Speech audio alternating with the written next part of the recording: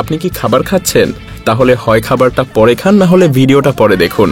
দুইটা একসাথে করার প্রয়োজন নেই, কারণ আমাদের আজকের ভিডিওটা খাবার রিলেটেড। আর এক এক দেশের খাবার যেহেতু এক এক রকম, তাই কে জানে কোনটা আপনার সাথে যাবে না। তো চলুন শুরু করা যাক।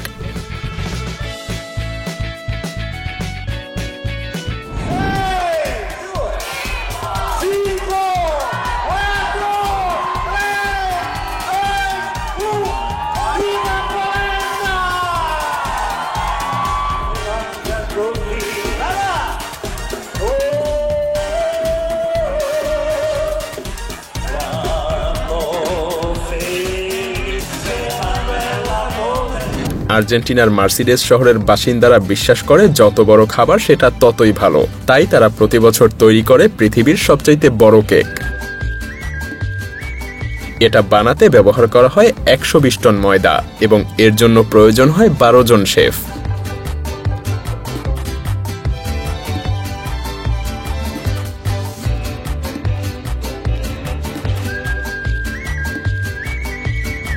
আর এই বিশাল কেক ফ্রাই করার জন্য ব্যবহার করা হয় আস্ত এক ক্রেন। ভাবা যায়?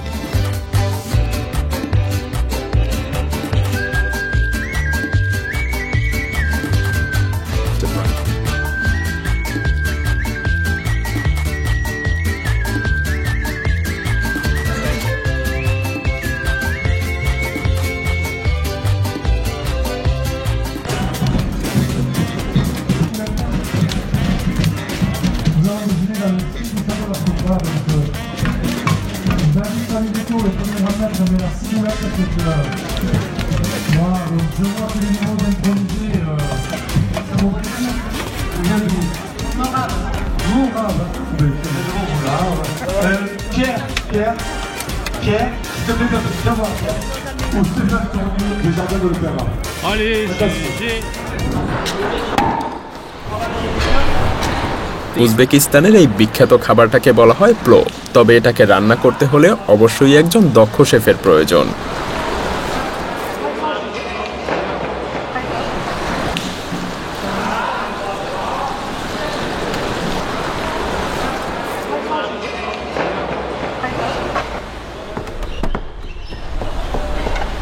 চমকপ্রদ মুহূর্ত এখানেই শেষ না, বরং মায়াজাল পরিবারের কয়েকজনকে সাথে নিয়ে দারুণ সব মুহূর্তের সাক্ষী হতে চলেছি আমরা। হ্যাঁ, এই রমাদানে আমি নিজে গত 8 বছরের অধ্যবসায়, পরিশ্রম, রিসার্চ এবং এক্সপেরিমেন্ট থেকে যা কিছু শিখেছি তার সবকিছু আপনাদের মধ্যে থেকে কয়েকজনকে শেখাবো ইনশাআল্লাহ।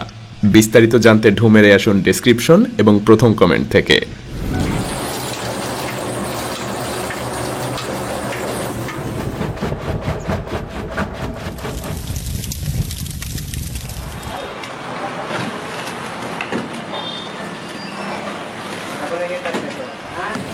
এখন আপনি পাকিস্তানের গুড় তৈরির একটা বিশেষ প্রক্রিয়া দেখতে পাচ্ছেন।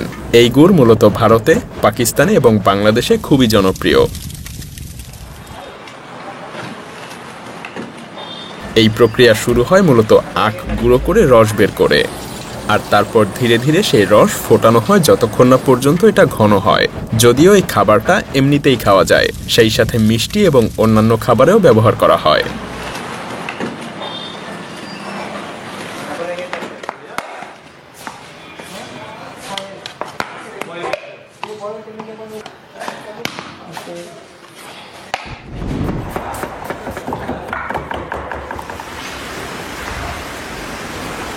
এটা একটা উজবেকিস্তানের ঐতিহ্যবাহী খাবার, যা রান্না করা হয় এই বিশাল পাত্রে। আর এই আইকনিক খাবারের প্রধান উপাদানগুলো হলো চাল, মাংস, গাজর এবং ছোলা।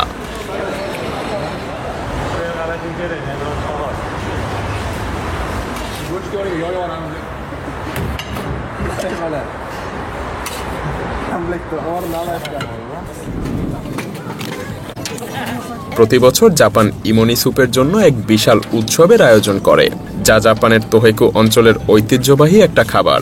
বহু বছর ধরে জাপানের মানুষেরা বনফায়ারের কাছে বসে শরতের শুরুতে এই স্যুপ রান্না করে খায়।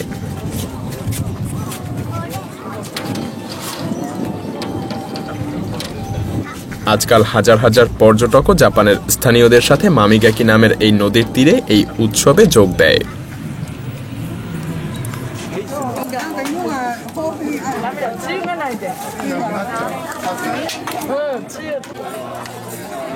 এমনকি এটা তৈরির জন্য একটা এক্সকিউভেটর পর্যন্ত ব্যবহার করা হয়।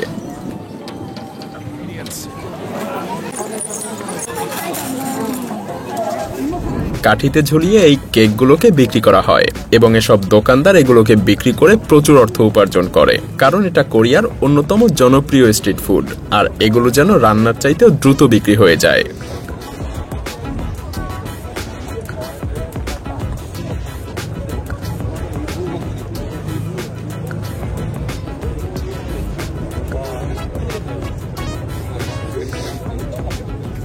সব স্ট্রিট ফুডই আপনাকে পেট ভরাবে না, কিছু খাবার আপনার মুখে একেবারে নতুন স্বাদ নিয়ে আসবে, যেমন এই ক্যাকটাসের গ্রিল।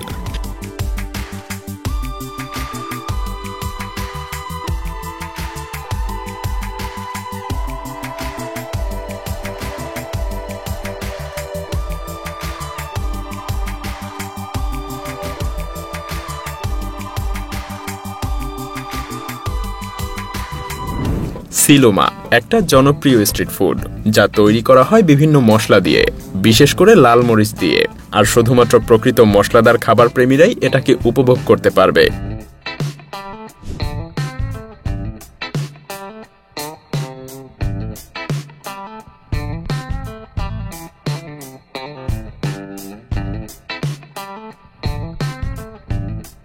তবে একটু পরিশ্রম করলেই আপনিও এটা অনায়াসে বাসায়ও বানাতে পারবেন।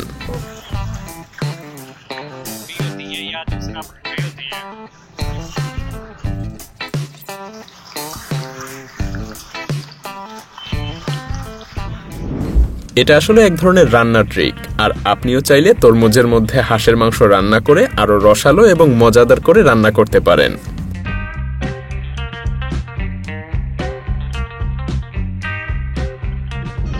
কি ভাবছেন, এটা কি কোনো স্ট্রবেরি পুডিং? না, এটা আসলে শূকরের রক্ত দিয়ে তৈরি চীনের একটা জনপ্রিয় স্যুপ, অথচ এটাকে দেখে অন্য কিছুই মনে হয়।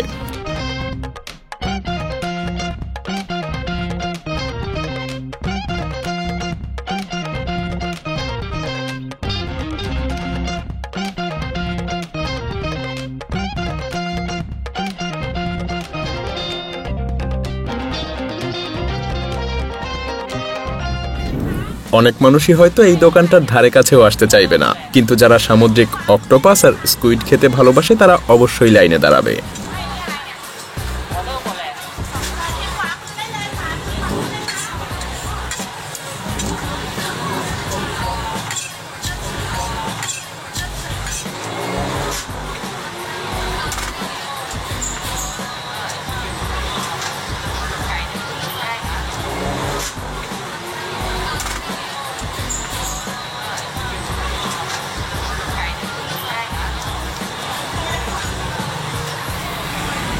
পৃথিবীর বিভিন্ন দেশে যেখানে স্ট্রিট ফুডের দোকানগুলো আপনাকে আইসক্রিম বা অন্যান্য মুখরোচক খাবার খাওয়ার জন্য ডাকবে, সেখানে থাইল্যান্ডে আপনাকে বিভিন্ন পোকামাকড় খাওয়ার জন্য ডাকা হবে।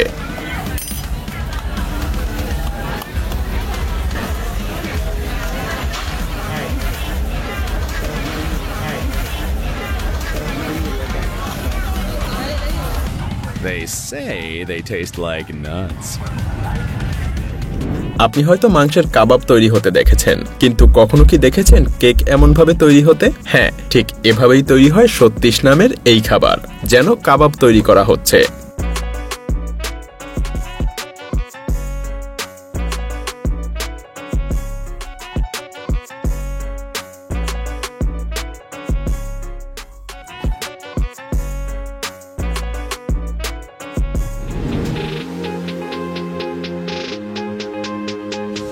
এই শেফের চেহারা না দেখে এটা দেখুন যে সে কিভাবে ক্যান্ডি তৈরি করছে। হ্যাঁ, এই শেফ যেন ক্যান্ডি তৈরি করাটাকে একটা শিল্পের পর্যায়ে নিয়ে গেছে।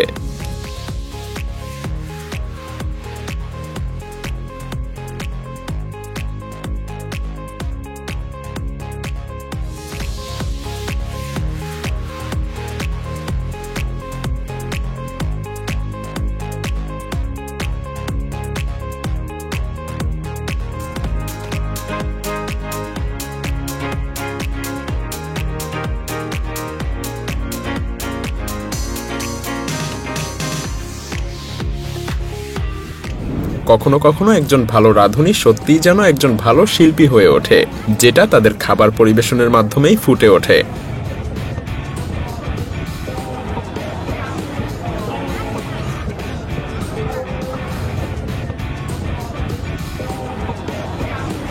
সে এতটাই দক্ষ যে চা বানানোর জন্য তাকে কোনো কিছু চামচ দিয়ে মেপে দিতে হয় না, তার হাত দিয়েই সে সমস্ত উপাদান পরিমাপ মতো খুব সহজেই দিতে পারে। আর তার কিন্তু আরো অনেক স্কিল আছে।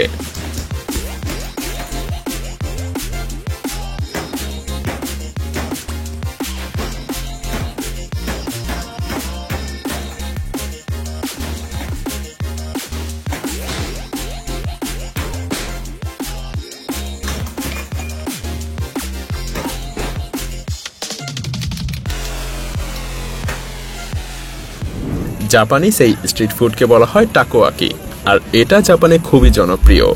এর মধ্যে থাকে নানা ধরনের সামুদ্রিক মাছ, এমনকি অক্টোপাস পর্যন্ত এতে মেশানো হয়।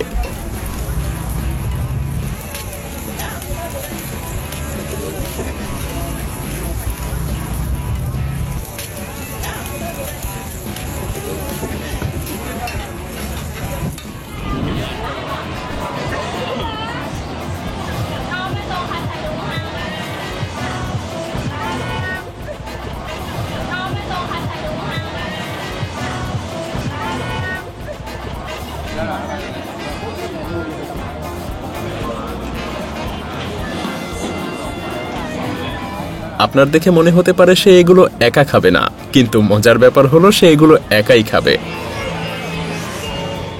হ্যাঁ, ঠিকই দেখছেন, 2 হাত পুরো চুবিয়ে সে পানিপুরি তৈরি করছে।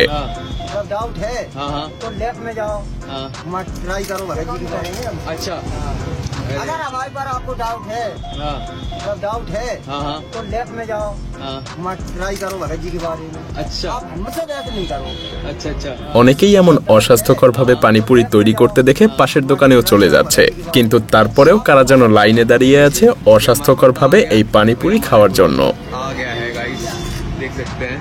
और ये रहा अपना गोलगप्पा, इनका मोस्ट स्पाइसीएस्ट गोलगप्पा है, एक बार खा के देखते हैं।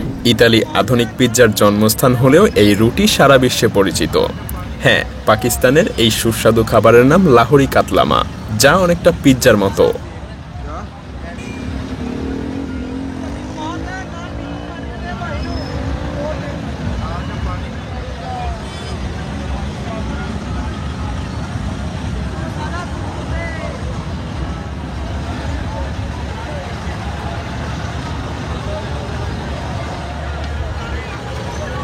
প্রতিটা রাঁধুনি তার নিজের তৈরি সিক্রেট রেসিপি ব্যবহার করে এটা তৈরি করে। আর পিৎজার সাথে এটার প্রধান পার্থক্য হলো এই রুটির টুকরোগুলো বেক করা হয় না, বরং তেলে ভাজা হয়।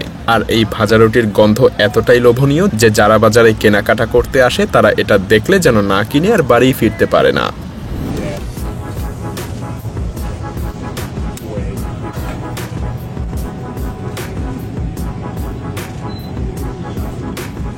এতগুলো পেপারনি স্লাইস পেতে হলে আপনাকে কয়টা পিৎজা অর্ডার করতে হবে ভেবে দেখেছেন?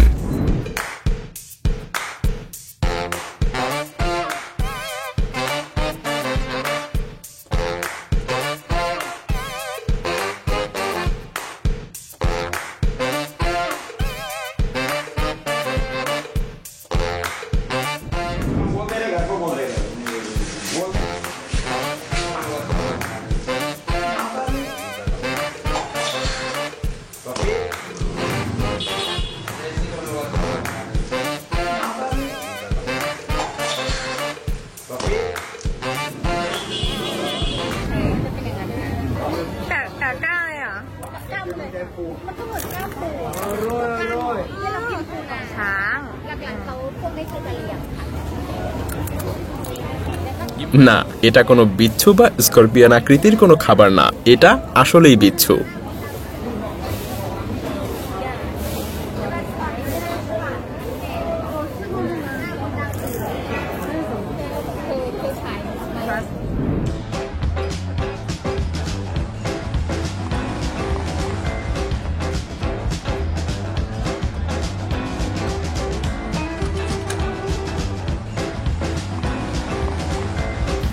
আর এই সসেজ মিশিয়ে তৈরি করা হচ্ছে টোফু নামের খাবার। হ্যাঁ, বিভিন্ন ধরনের সসেজ মেশানোতে যেন এই খাবারটা স্বাদে পরিপূর্ণ হয়ে উঠেছে। নুডলস যদি এভাবে কয়েক মিটার লম্বা করতে হয় তবে অবশ্যই আপনাকে এই শেফের মতো দক্ষ হতে হবে।